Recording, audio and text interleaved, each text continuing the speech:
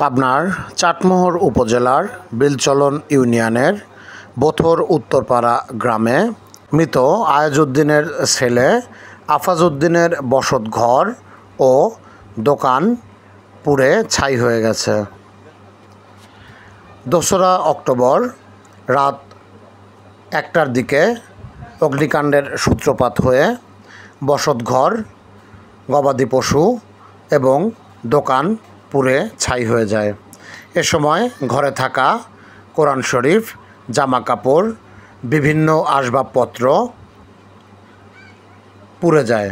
একই সাথে গবাদি পশুও পুড়ে ছাই হয়ে যায়। দোকানে বিক্রির নগদ টাকা এবং দোকানটিও পুড়ে যায়।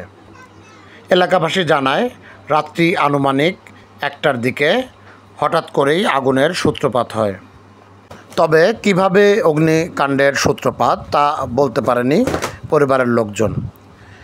ব্যাপক আগুনের সূত্রপাত হলে এলাকাবাসীর সহযোগিতায় আগুন নিয়ন্ত্রণে আসে। ততক্ষণে প্রায় ২ লক্ষ টাকার ক্ষয়ক্ষতি হয়ে গেছে আফাজউদ্দিনের।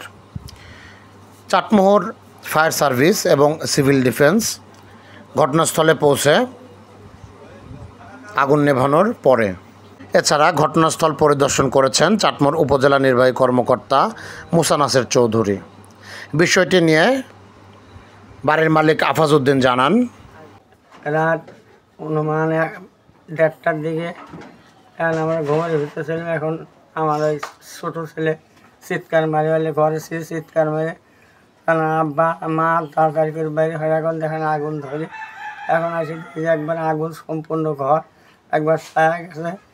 চিল্লাচিল্লি করার পর লোকজন আসার পর যতদূর আমরা চেষ্টা করেছি, এর দূরই করেছি, ফায়ার সার্ভিসে মোবাইল করেছি সব লোকজন। তারপরে আসে সম্পূর্ণ আমার ঘরে যাবতীয় যা কিছু ছিল সম্পূর্ণ কিছু খাট শোকেস টেমলেকি দোকানদারি করা হয়েছে, টাকা পয়সা যা ছিল কোনো কিছুই বের করতে পারিনি।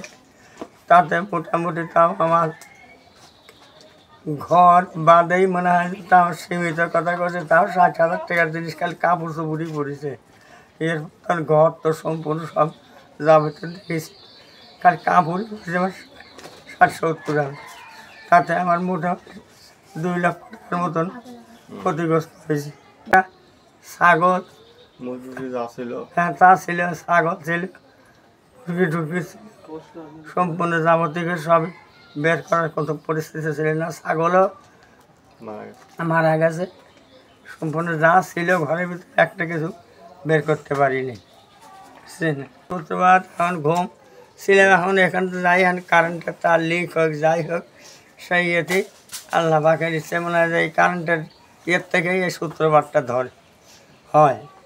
জগতে মানুষদের সীমিত ইয়ের মধ্যে সার্ভিস আসে, বাকিটুকু ওইটুকু লিক হয়েছে। আর এলাকাবাসীর লোকই সার্ভিস বেশি। রাত্রি ১:৩০টার দিকে চিকরা পাকড়া শুনে আসি উপস্থিত হওয়ার পর আসি দেখি যা বিকট আগুন হয়ে গেছে, যা তার সম্মুখে দাঁড়ানোই সম্ভব না। তারপরে এলাকাবাসী চিকরা পাকড়া শুনে আসে কিন্তু যত বড় আগুন, যত বিকট আগুন হয়েছে, এর সম্মুখে দাঁড়ানোর মতো কোনো ক্ষমতা নাই। তারপরে প্রতিবেশী যাই ২-৪ জন যা চেষ্টা তদবির করেছে, আমরা ফায়ার সার্ভিসে এলাকাবাসী ফোন দিয়েছে। আমরা তো ওই সময় অবস্থা খারাপ আমাদের, তো ফোন দেওয়ার পরে অনেকটা পরে তারা আসতে একটু রাস্তায় মানে জ্যামের মতো ছিল, একটা বালুর টাক না কি যেন, তার কারণে তারা আসতে লেট হয়েছে। এদিকে আসতে আসতে আমার যে অবস্থা পুড়িয়ে আবার কোনো কিছু বের করার মতো কোনো সুযোগ হয়নি। তা এই ঘরের মধ্যে যে আসবাবপত্র ছিল বা যে গবাদি পশু টশু যা ছিল সমস্তই পুড়িয়ে একবার শেষ। আর কাপড় চোপড়, টাকা পয়সায় আমার যে একটা ছোট্ট একটা দোকান ছিল, এই দোকানের যে যাই ইয়ে ছিল সমস্ত কিছু পুড়িয়ে একবার সমস্ত শেষ। তো আসলে যদি কালে আমার যে ক্ষতিগ্রস্ত, এখন আমরা মাথার লোকানোর মতো কোনো পরিবেশ নাই। যদি সরকার তরফ থেকে সহযোগিতা করা যায়, আমরা হয়তো ওইভাবে আমরা হয়তো একটু মাথা গোঁজার ঠাঁই পাবো। যদি কালে এটা সম্ভব হয়, আল্লাহ তৌফিক দিলে আমরা হয়তো মাথা গোঁজার ঠাঁই পাবো।